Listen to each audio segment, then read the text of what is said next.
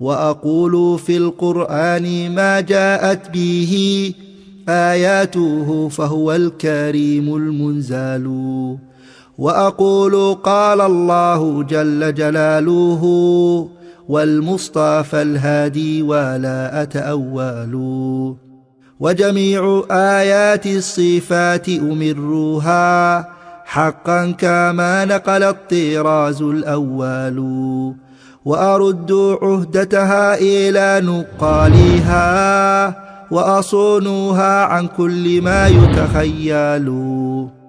قبحا لمن نبذ القرآن وراءه وإذا استدل يقول قال الأخطال. وقد يقع فيها أي في أخبار الآحاد المنقسمة إلى مشہور وعزیز وغریب. کہتے ہیں اور کبھی کبھار واقع ہو جاتی ہے اخبار احاد میں واقع ہو جاتی ہے یہ چیز جو اخبار احاد منقسم ہے مشہور، عزیز اور غریب کی طرف. یعنی اخبار احاد کی 3 قسمیں ہیں، مشہور، عزیز اور غریب. مشہور کہتے ہیں جس میں کم از کم 3 راوی روایت کریں، اور عزیز کہتے ہیں جس میں کم از کم 2 راوی روایت کریں، اور عزیز غریب جس میں 1 راوی روایت کریں. یعنی اگر کسی طبقے میں کسی جگہ ایک ہی راوی روایت کرنے والا مل جائے اور اس کا دوسرا کوئی بھی ساتھی اس استاد سے اس حدیث کی روایت کرنے میں ساتھ نہ دے تو وہ غریب ہوتی ہے. اور عزیز جس میں 2 سے کم راوی کسی جگہ روایت کرنے والے نہ ہوں. اسی طرح سے مشہور ہے وہ جس میں کم از کم 3 راوی روایت کریں. تو یہ اخبار احاد اس کی 3 قسمیں، مشہور، عزیز اور غریب. تو اسی کی بات کہہ رہے ہیں ما یفید العلم النظریہ بالقرائن علی المختار.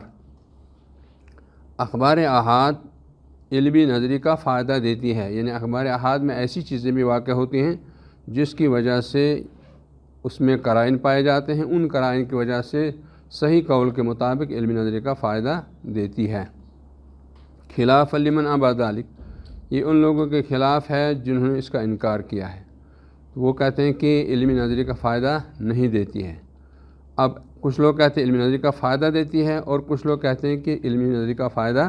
نہیں دیتے. لیکن حافظ صاحب کہتے ہیں والخلاف فی التحقیق لفظی، یہ اختلاف حقیقت میں لفظی اختلاف ہے، لفظی اختلاف ہے. وہ کیسے؟ لأن من جوز اطلاق العلم، اس لیے کہ جس آدمی نے یا جن علماء نے علم کو استعمال کیا ہے، علم کا لفظ استعمال کیا ہے، انہوں نے اس کو مقید کیا ہے قیدہ بکونہ نظریا، انہوں نے اس علم کو مقید کیا ہے نظری کے ساتھ. انہوں نے کہا کہ اس سے علمی نظری کا فائدہ ملتا ہے. وہو الحاصل علی الاستدلال، اور وہ حاصل ہوتا ہے دلائل کی وجہ سے، دلائل تلاش کرنے کے بعد وہ چیز حاصل ہو جاتی ہے. ومن ابى الاطلاق، اور جس نے علم کے لفظ کا انکار کیا ہے، خص لفظ العلم بالمتواتر، تو اس نے کہا کہ جو حدیث علم کا فائدہ دیتی ہے وہ ہے متواتر حدیث، وہ متواتر حدیث ہے جسے علم کا فائدہ ملتا ہے. وما عداہ، اور اس کے علاوہ جو کچھ بھی ہے، عندہ کلہ ظنی، اور اس کے علاوہ جو کچھ بھی ہے وہ سارا کا سارا اس کے نزدیک ظنی ہے. کہنے کا مطلب یہ ہے کہ اخبار احاد سے جو فائدہ ملتا ہے وہ ایک آدمی کہتا ہے کہ اس سے علمی نظری کا فائدہ ملتا ہے، دوسرا کہتا ہے نہیں اس سے ظن کا فائدہ ملتا ہے. تو حقیقت میں اس نے اس کو علم سے تعبیر کیا، اس نے اس کو ظن سے تعبیر کیا ہے. اور جس نے کہا علم، اس نے گویا اس کو علم یقینی کے ساتھ جو متواتر سے حاصل ہوتا ہے. یہ چیز تھوڑا سا اختلاف ہے. لیکن حافظ صاحب کہتے ہیں اختلاف لفظی ہے. علم اور ظن، خبر احاد سے جو فائدہ ملتا ہے وہ علمی نظری کہیے یا ظن کہیے، یہ دونوں ایک ہی بات ہے. ومن ابى الاطلاق خص لفظ العلم بالمتواتر، اور جس نے علم کے اطلاق کا انکار کیا ہے اس نے علم کے لفظ کو تواتر کے ساتھ خاص کیا ہے. وما عداہ عندہ کلہ ظنی، اور جو کچھ اس کے علاوہ ہے وہ سب اس کے پاس ظنی ہے. لکنہ لا ینفی ان محتف بالقرائن ارجح مما خلا عنہا، لیکن یہ اس بات کی نفی نہیں کرتا کہ جو قرائن کے ساتھ محتف ہو، ملی ہوئی ہو،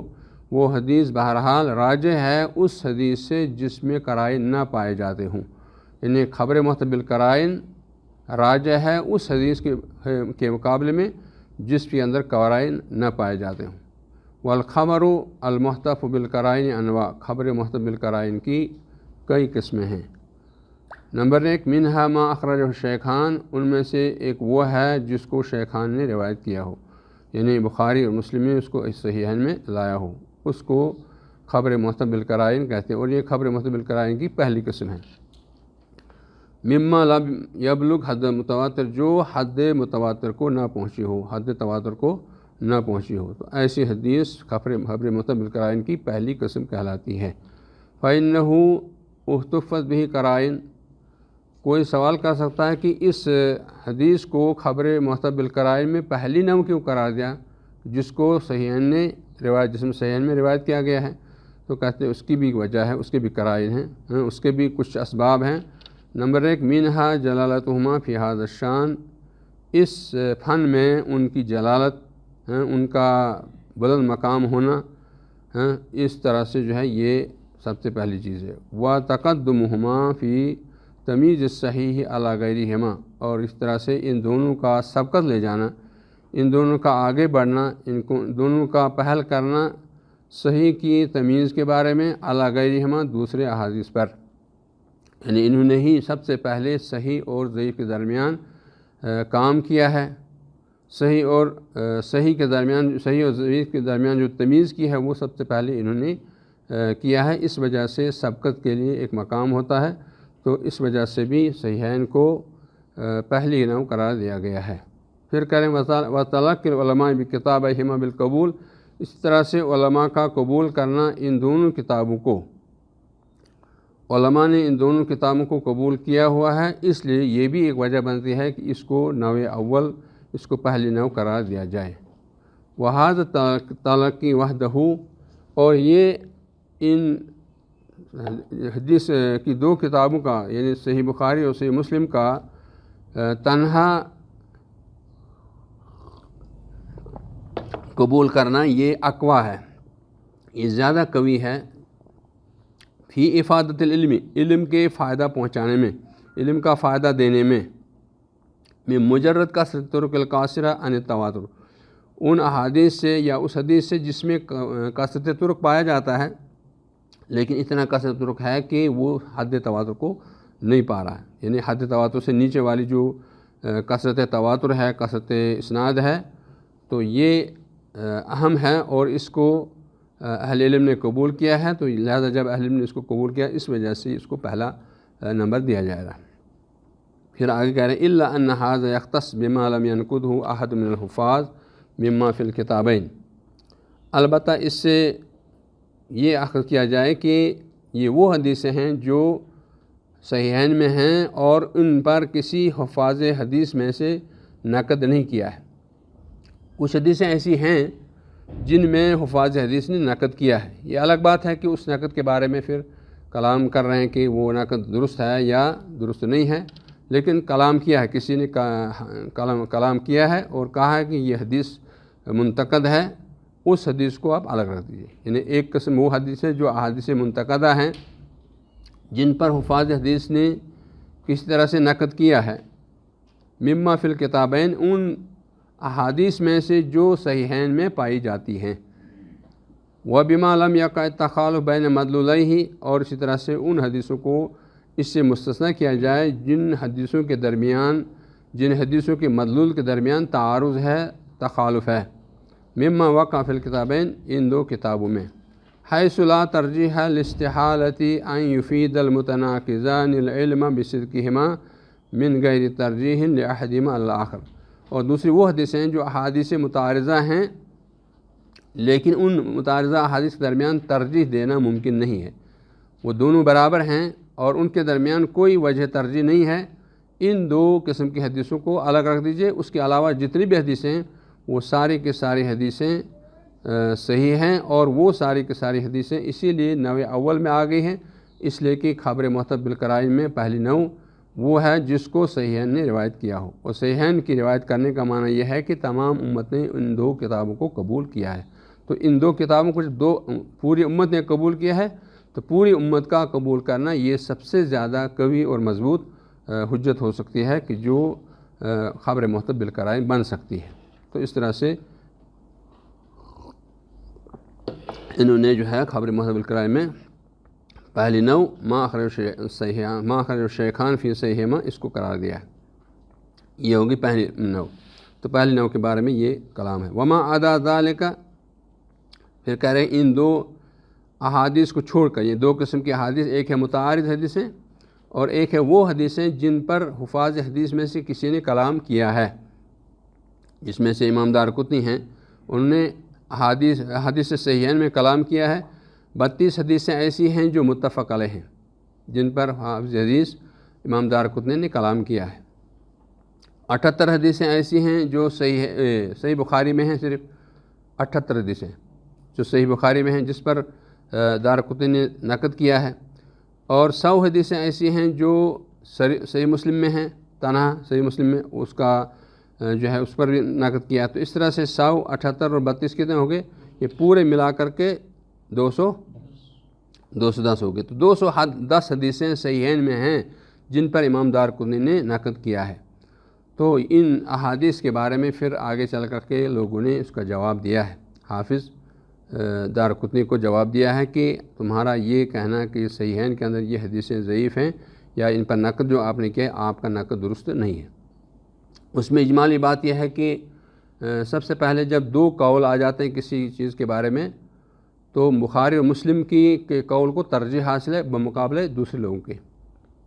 یہ ایک اجمالی قاعدہ ہے۔ اگر مثلا کسی راوی کے بارے میں کلام کیا جاتا ہے، اس کلام میں پھر دو فرقے ہوتے ہیں، ایک آدمی کہتا ہے کہ یہ ثقہ ہے، دوسرا آدمی کہتا ہے یہ مثلا ضعیف ہے یا یہ ثقہ نہیں ہے، تو ہم کس کی بات مانیں گے؟ اس میں ایک اجمالی قاعدہ ہے کہ اگر بخاری اور مسلم کسی راوی کے بارے میں کہیں کہ یہ صحیح ہے، یہ ثقہ ہے، تو اس کے مقابلے دوسرا کہے گا یہ ضعیف ہے، تو بخاری اور مسلم کی بات کو تسلیم کیا جائے گا، اس لیے کہ ان کو سبقت حاصل ہے اور ان کو اس فن میں زیادہ مہارت ہے۔ دوسرا ہے کہ ایک اور قاعدہ ہے کہ جرح اگر مفسر نہ ہو، اگر جرح مفسر نہ ہو تو ایسی صورت میں جرح کے مقابل میں تعدیل جو مقدم ہے۔ تو اس اعتبار سے اگر بخاری نے کسی حدیث کے بارے میں یا کسی راوی کے بارے میں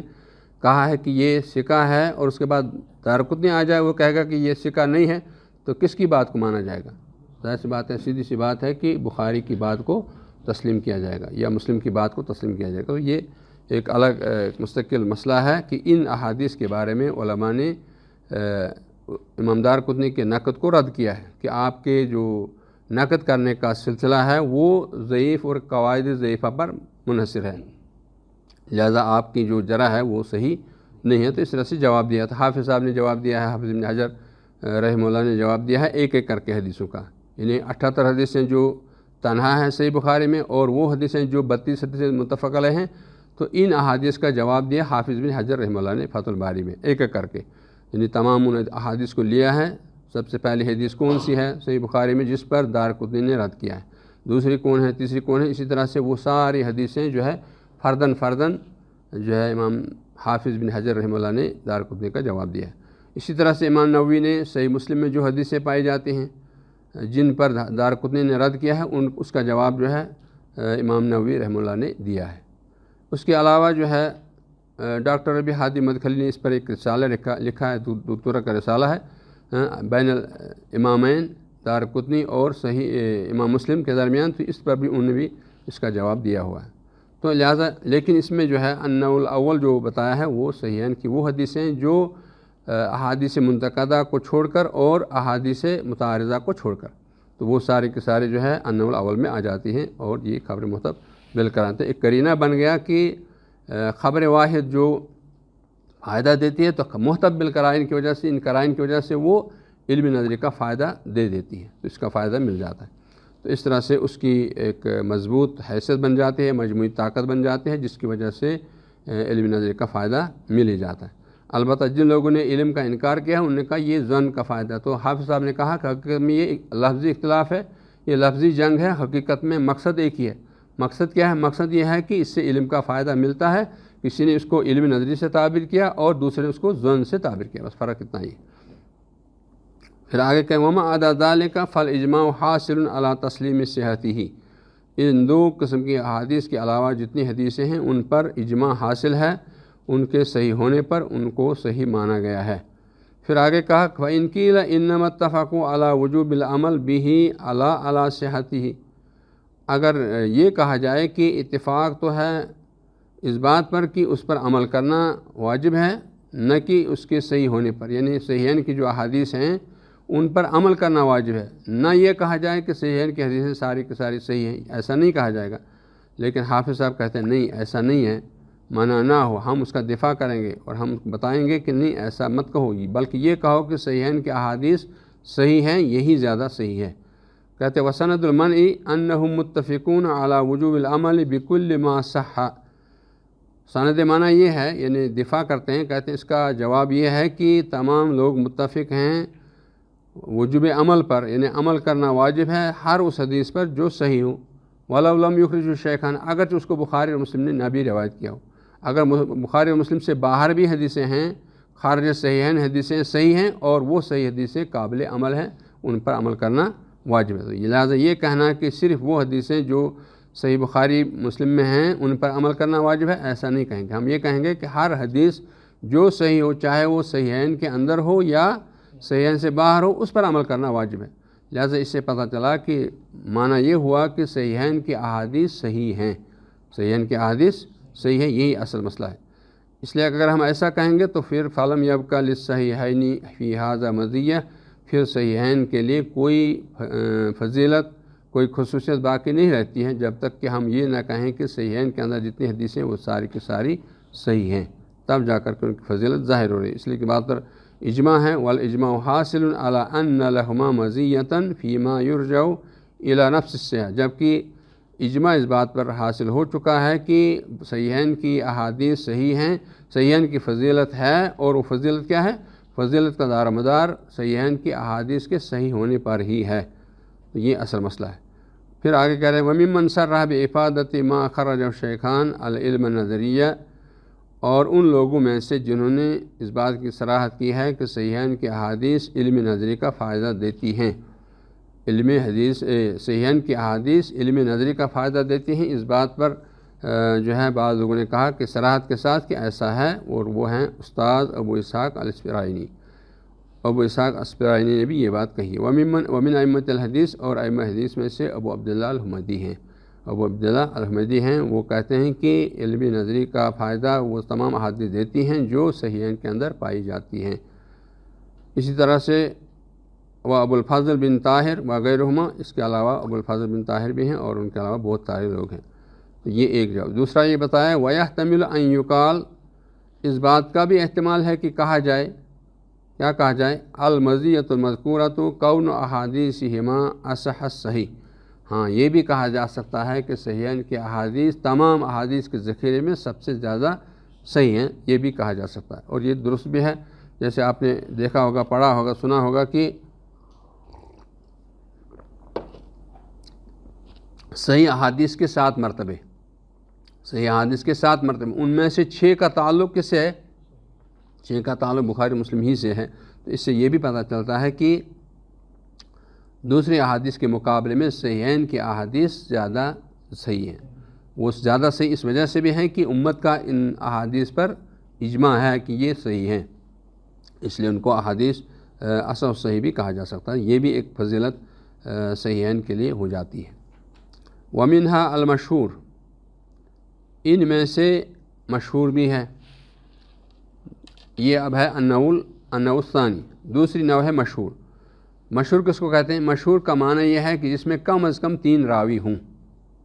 کم از کم 3 راوی ہوں، 3 سے کم راوی نہ ہوں۔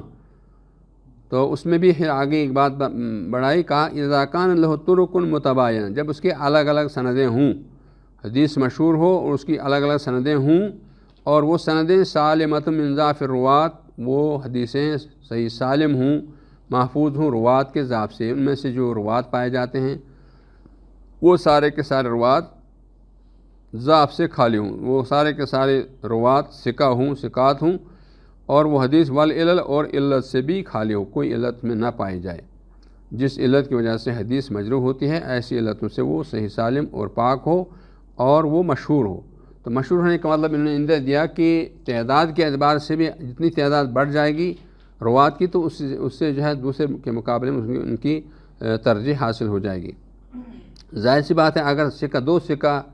راوی کس حدیث کو روایت کرنے والے ہیں، اس کے مقابلے میں 3 ثقہ یا 4 ثقہ روایت کرنے والے ہیں، تو ظاہر سی بات ہے وہ بھی ثقات ہیں اور یہ بھی ثقات ہیں۔ ہاں، تعداد کے اعتبار سے پھر مشہور کو عزیز پر ترجیح حاصل ہوگی۔ تو اس اعتبار سے انہوں نے کہا کہ ان میں سے خبر انواع بالقرائن جو حدیث بتائی خبر معتبر بالقرائن، ان میں سے پہلی قسم ما اخرجہ شیخان فی صحیحہما، اور پھر دوسری بات بتایا ان الثانی المشہور، وہ مشہور حدیث جس کی مختلف سندیں ہوں اور وہ ضعف روات سے صحیح سالم ہو اور علتوں سے بھی محفوظ ہو۔ وممن صرح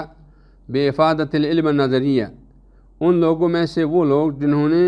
اس بات کا انکشاف کیا ہے، اس بات کی صراحت کی ہے کہ مشہور حدیث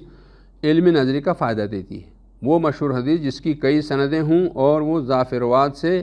اور علتوں سے صحیح سالم اور محفوظ ہو، ایسی حدیث علم نظری کا فائدہ دیتی ہے۔ تو اس بات کی صراحت کس نے کی ہے؟ الاستاذ ابو منصور البغدادی والاستاذ ابو بکر بن فورق وغیرہما۔ اس طرح سے ابو منصور بغدادی نے اور استاذ ابو بکر بن فورق نے بھی اس کی وضاحت کی ہے۔ تو یہ النوع الثانی ہے خبر معتبر بالقرائن کی، کہ حدیث مشہور ہو، سندیں مختلف ہوں اور ضعف سے خالی ہو، علتوں سے پاک و صاف ہو، تو ایسی حدیث علم نظری کا فائدہ دیتی ہے۔ یہ ہو گئی النوع الثانی۔ ومنہا المسلسل بالائمۃ الحفاظ، تیسرا ہے اس کو کہتے ہیں المسلسل بالائمۃ الحفاظ، یعنی وہ مسلسل ائمہ حفاظ کے ذریعے سے آ جائے۔ المتقنین، جو حفاظ متقنین کہلاتے ہیں، ایسے لوگوں کے تسلسل سے روایت آ جائے، اس کو کہتے ہیں المسلسل بالائمۃ الحفاظ المتقنین۔ حیث لا یکون غریبا، لیکن اس میں ایک شرط یہ لگائی کہ وہ غریب نہ ہو۔ غریب کا معنی ہے کہ جس میں کسی جگہ کوئی راوی اکیلا پڑ جائے، ایسا نہ ہو۔ تو پھر آگے انہوں نے مثال دی، کل حدیث الذی یرویہ احمد بن حنبل، وہ اس حدیث کی طرح ہے جس کو احمد بن حنبل نے روایت کیا ہو۔ بس امام احمد بن حنبل کسی حدیث کو روایت کرتے ہیں تو احمد بن حنبل کے مقام اور مرتبے کو سارے لوگ جانتے ہیں کہ ان کا مقام اور مرتبہ کیا ہے۔ تو اس کے ہوتے ہوئے پھر اس کے ساتھ اس کا دوسرا ساتھی بھی اسی درجے کا ساتھ دے رہا ہے روایت کرنے میں، وَيُشَارِكُ فِيهِ غَيْرُهُ، اسی طرح سے امام احمد بن حنبل کا دوسرا کوئی ساتھی اس کی اس حدیث کو روایت کرنے میں شریک ہے، کس سے؟ امام شافعی سے۔ اور امام شافعی کا معاملہ بھی ہے، امام شافعی کی عظمت کو کون نہیں جانتا ہے؟ تو اس کو جو ہے جانتے ہیں، اور اسی درجے کا دوسرا آدمی جو امام شافعی جیسا ہو وہ بھی اس کے ساتھ مشارکت رکھتا ہے۔ وَيُشَارِكُ فِيهِ غَيْرُهُ عن مالک بن انس، مالک بن انس سے روایت کرنے میں امام شافعی جیسا دوسرا ہم پلہ ہم منصب آدمی بھی روایت کر رہا ہے امام مالک بن انس سے۔ اسی طرح سے پھر آگے وہ فَإِنَّهُ، تو اسی طرح سے اوپر تک جائے گا۔ مالک بن انس رضی اللہ رحمہ اللہ کو کون نہیں جانتا؟ تو لہذا مالک جیسا آدمی دوسرا بھی اس حدیث کو روایت کرنے میں اس کا ساتھ دے رہا ہے اور استاد سے روایت کرتا ہے۔ تو مالک بن انس مثلا نافع سے روایت کرتے ہیں، تو پھر اسی طرح سے نافع کا ہم پلہ روایت کرتے ہیں عبداللہ بن عمر سے، تو اس طرح سے یہ حدیث کہلاتی ہے مسلسل بالائمۃ الحفاظ، یعنی ایسے ائمہ حفاظ ہیں جن کے بارے میں کلام کرنے کی کوئی گنجائش نہیں ہے اور ان کی جلالت کو لوگوں نے تسلیم کیا ہوا ہے، ان کے بارے میں اب کلام کرنے کی چندہ ضرورت نہیں ہے۔ تو یہ بات بتائیے، اور اسی لیے جو ہے اس کو سلسلۃ الذہب بھی کہتے ہیں۔ اگر اس طرح کی روایتیں آ جاتی ہیں، امام مالک جیسا آدمی روایت کرے گا، پھر اسی جیسا آدمی امام نافع سے روایت کرے گا، امام نافع جیسا آدمی امام عبداللہ بن عمر سے روایت کرے گا، تو اس طرح سے کم از کم اس میں جو ہے دو آدمی اگر روایت کرنے والے ہوں تو یہ المسلسل بالائمۃ الحفاظ کہلاتے ہیں۔ تو غریب ہونے کا جو ہے غریب کو یہاں سے انہوں نے نکال دیا ہے، یعنی 2 آدمی ایسے ہوں کہ اس لیے کہ آگے بتا رہے ہیں کہ اس کی وجہ کیا، کہتے ہیں وَإِنَّهُ يُفِيدُ الْعِلْمَ عِنْدَ السَّامِعِ بِالِاسْتِدْلَالِ، تو یہ چیز علم کا فائدہ دیتی ہے سامع کو، عند السامع یعنی سامع کو فائدہ دیتی ہے علم کا، بالاستدلال، استدلال کی وجہ سے۔ استدلال کا معنی یہ ہے کہ آپ دلائل کو جمع کر رہے ہیں، دلائل کو جمع کرنے کے بعد پھر آپ آٹومیٹکلی دیکھ رہے ہیں کہ بھائی دلائل کے جمع کرنے سے اس میں قوت آ جاتی ہے، مضبوطی آ جاتی ہے، طاقت آ جاتی ہے، تو اس طرح سے جو ہے یہ خبر معتبر بالقرائن بن جاتی ہے۔ تو کہہ رہے کہ علم کا فائدہ دیتی ہے سامع کو استدلال کے ذریعے سے، یعنی دلائل کے تلاش کرنے کے ذریعے سے، دلائل کے حصول کے بعد، من جہت جلالت روات ہی، ان لوگوں کے ان روات کی جلالت کو دیکھ کر کے، ان روات کے منصب کو دیکھ کر کے سارے لوگ جانتے ہیں کہ یہ علم کا فائدہ دیتی ہے۔ وَأَنَّ فِيهِ مِنَ الصِّفَاتِ اللَّائِقَةِ، اور وہ جانتے ہیں کہ ان میں ایسی صفات ہیں جو لائق ہیں، جو اچھی ہیں، الموجبہ للقبول، جو اس بات پر ہمیں ابھار رہی ہیں کہ بھائی یہ حدیث قبول کرنے کے لیے، یہ اس طرح کی چیز جو ہے یہ حدیث کو قبول کرنے پر ہمیں بتا رہے ہیں کہ یہ واجب ہے۔ ما یقوم مقام العدد الکثیر، بعض مرتبہ یہ لوگ تعداد میں تو ہیں کم، لیکن یہ بہت بڑی تعداد کے مقابلے میں جو ہے بہت سارے لوگوں کے مقابلے آ رہے ہیں۔ لہذا گویا جیسے انہوں نے روایت کیا ہے، ان کے مقام کو دیکھ کر کے جب یہ لوگ روایت کریں گے، گویا ان نے بہت بڑی جماعت نے اس کو روایت کیا ہوا ہے۔ وَلَا يَتَشَكَّكُ مَنْ لَهُ أَدْنَىٰ مُمَارَسَةٌ، اور کوئی آدمی شک نہیں کرے گا جس کو ادنا ممارست بھی ہو علم کے ساتھ، جس کو ادنا سا تجربہ بھی ہو، جو تھوڑا سا علم رکھتا ہو، اس کو معلوم ہے کہ امام مالک کس درجے کا آدمی ہے، امام شافعی کس درجے کا آدمی ہے، امام احمد بن حنبل کس آدمی کے اس درجے کا آدمی ہے، اس طرح سے نافع ہے۔ تو ان لوگوں کے بارے میں جب وہ جانتا ہے تو گویا یہ بہت بڑی تعداد کے مقابلے میں آ رہے ہیں، تو اس طرح سے یہ ان کی جلالت، ان کی شان کو دیکھ کر کے کوئی ان کی خبر کو جھٹلا نہیں سکتا ہے، ان کی خبر کے بارے میں شک نہیں کر سکتا ہے۔ وہ اخبار الناس، جس کو علم کا تھوڑا سا بھی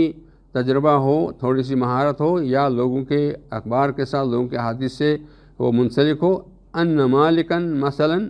لو شافہہ بخبر لعلم انہ صادق فیہ، کہ وہ آدمی جب امام مالک کا نام سنتا ہے، امام مالک اس حدیث کو روایت کر رہے ہیں، اور اگر وہ اس کو بالمشافہ روایت کریں گے، یعنی وہ آدمی جو امام مالک سے اس کے سامنے ذہن طے کر کے ان سے لے گا، تو وہ جانتا ہے کہ امام مالک جھوٹ بولنے والے نہیں ہیں۔ تو جب وہ ان سے کسی خبر کے ساتھ مشافہ کرتے ہیں، یعنی سامنے ان کی خبر سنتے ہیں، تو وہ جان جاتا ہے، لعلم، تو وہ جان جائے گا انہ صادق فیہ، کہ امام مالک اس میں سچے ہیں، یعنی امام مالک کے بارے میں جھوٹ کا وہ سوچ بھی نہیں سکتا ہے۔ تو اس طرح کے لوگ جب روایت کرنے والے مل جائیں، تو پھر جب اس کے ساتھ ساتھ یہ معلوم ہے کہ امام مالک سچ بولنے والے ہیں، امام شافعی سچ بولنے والے ہیں، یا امام نافع سچ بولنے والے ہیں، اس طرح یہ بات تو ساروں کو معلوم ہے کہ یہ ثقات ہیں، یہ عادل ہیں، یہ ضابط ہیں، لیکن پھر جب اس کے ساتھ اور ایک چیز مل جائے گی تو ظاہر سی بات ہے اور تقویت مل جائے گی۔ فَإِذَا انضاف إِلَيْهِ مَنْ هُوَ فِي تِلْكَ الدَّرَجَةِ، اگر امام مالک کے اس طرح سے بیان کے ساتھ جہاں ہم نے سچائی کو مان لیا ہے، اس کے ساتھ ساتھ اگر وہ آدمی بھی آ جائے روایت کرنے والا جو امام مالک جیسا آدمی ہو، ازداد قوتاً، تو اس حدیث کے اندر قوت پیدا ہو جائے گی، اس حدیث کے اندر قوت پیدا ہو جائے گی۔ وَبَعُدَ عَمَّا يُخْشَىٰ عَلَيْهِ مِنَ السَّهْوِ، اور جو اندیشہ تھا سہو کھونے کا، وہ سہو کا اندیشہ بھی ختم ہو جائے گا، اس لیے کہ ممکن انسان ہے بہرحال، تو لیکن سب لوگ جانتے ہیں کہ امام مالک سچا ہے، ثقہ ہے، عادل ہے، اس کے ساتھ ساتھ اگر اس کے ساتھ ایک اور اس کا ساتھی مل جائے گا جو اسی طرح کا سچا آدمی ہو، ثقہ ہو، تو جو انسان پر سہو کا اندیشہ ہوتا ہے وہ اندیشہ بھی ختم ہو گیا اور دور ہو گیا۔ تو اس طرح سے جو ہے یہ حدیث پھر مضبوط سے مضبوط بن جاتی ہے۔ پھر آگے کہہ رہے ہیں وَهَٰذِهِ الْأَنْوَاءُ الَّتِي ذَكَرْنَاهَا لَا يَحْصُلُ الْعِلْمُ بِصِدْقِ الْخَبَرِ مِنْهَا، یہ انواع جو ہم نے ذکر کی ہیں، لا يحصل علم حاصل نہیں ہوتا ہے بصدق الخبر منها، ان میں سے کسی خبر کی سچائی کا، ان اخبار میں سے، ان انواع میں سے کسی خبر کی سچائی کا علم حاصل نہیں ہوتا ہے،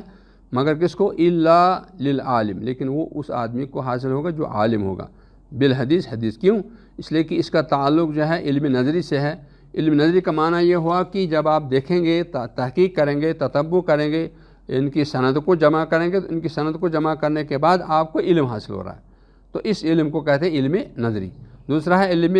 یقینی، علم یقینی مثلا متواتر سے جو علم حاصل ہوتا ہے، ظاہر سی بات ہے اتنے لوگ کہہ رہے ہیں کہ سارے لوگوں کے بارے میں آپ کیا کہیں گے کہ یہ سارے لوگ جھوٹے ہو سکتے ہیں؟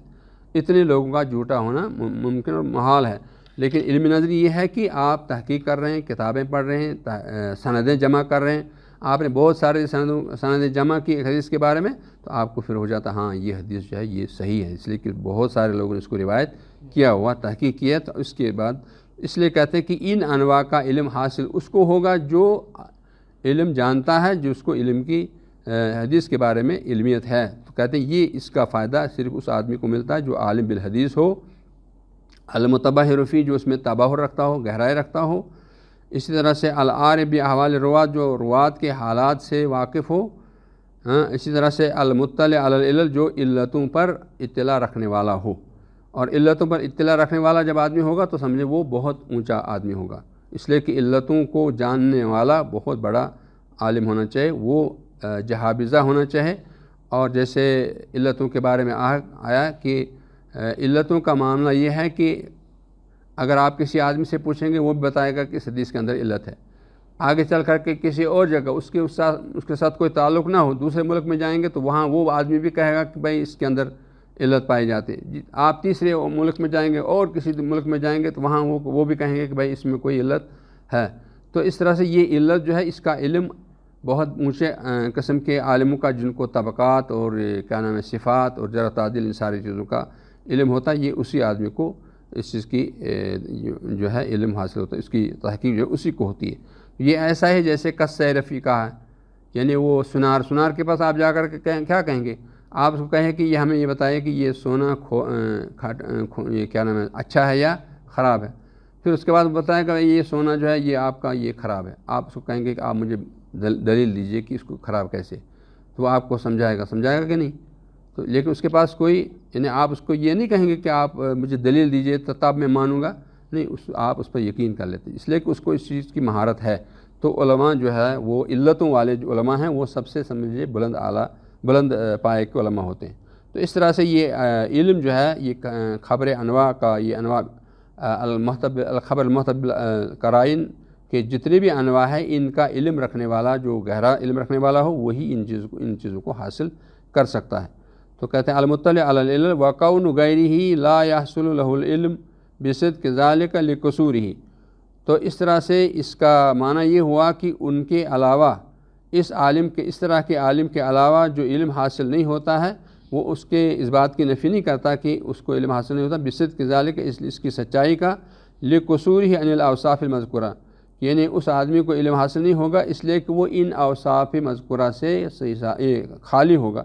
تو اس وجہ سے وہ اس کو علم حاصل نہیں ہوگا۔ تو یہ علم کس کو حاصل ہوگا؟ یہ علم صرف اس آدمی کو حاصل ہوگا جس کو احادیث کے بارے میں مہارت ہو، علتوں کے بارے میں مہارت ہو، اطلاع ہو، روات کے طبقات کو، روات کے صفات کو، احوال کو جانتا ہو، ایسے آدمی کو اس بات کا علم حاصل ہوتا ہے۔ پھر کہہ رہے ہیں کہ یہ اس کا علم حاصل نہ ہونا اس بات کی نفی نہیں کرتا کہ متبحر جو ہوگا اس کو علم حاصل نہیں ہوگا، نہیں، یقین اس کو علم حاصل ہو جائے گا۔ پھر آگے بتایا ومحصل انواع الثلاثہ التی ذکرناہا، اب تینوں انواع کا خلاصہ یہ نکلا کہ جن کو ہم نے ذکر کیا ہے، تو کہتے ہیں کہ انواع ثلاثہ کا خلاصہ یہ ہے، حاصل کلام یہ ہے جن انواع ثلاثہ کو ہم نے ذکر کیا ہے، ان الاول یختص بالصحیحین، پہلے نوع کیا بتایا تھا؟ النوع الاول ما اخرج الشیخان فی صحیحیہما مما لم یبلغ حد التواتر، تو یہ چیز صحیحین کے ساتھ خاص ہے۔ پھر دوسرا بتایا تھا کہ منہا المشہور لہ طرق متباینہ، اس کے مختلف سندیں ہوں اور وہ صحیح سالم ہوں ضعف روات سے اور علتوں سے، تو کہا کہ دوسرا جو ہے وہ ایسے طرق کے ساتھ خاص ہے جن کی متعدد سندیں ہوں، کئی سندیں ہوں، اس کے ساتھ خاص۔ تیسرا ہے والثالث بما رواہ الائمہ، اور تیسرا ہے کہ ان ائمہ کے ساتھ خاص جن کو ائمہ نے روایت کیا ہو، وہ ان کے ساتھ خاص ہے، تیسری نوع۔ تو لیکن یہ تینوں نوع وَيُمْكِنُ اجتماع الثلاثة فی حدیث واحد، یہ تینوں نوع ایک ہی حدیث میں جمع ہو سکتی ہیں، یہ تینوں نوع ایک ہی حدیث میں جمع ہو سکتے ہیں۔ وہ کیسے؟ کہ حدیث صحیح بخاری صحیح مسلم میں ہے، اور وہ حدیث جو ہے مشہور ہے، اس کی کئی سندیں ہوں گی، اور ضعف روات سے صحیح سالم بھی ہوگی اور علتوں سے خالی بھی ہوگی، یہ بھی ہے۔ اسی طرح سے ممکن ہے اس میں وہ ائمہ ہوں جیسے امام مالک جیسے لوگ، نافع جیسے لوگ، یا امام شافعی جیسے لوگ، اور احمد بن حنبل جیسے لوگ، اور ان کے ساتھ ساتھ دوسرا آدمی بھی انہی جیسا ہو، یہ بھی ممکن ہے۔ جب یہ تینوں انواع ایک حدیث میں جمع ہو جائیں گی، ایسی صورت میں ہم کہہ سکتے ہیں، کہہ رہے ہیں فلا یبعد حینئذ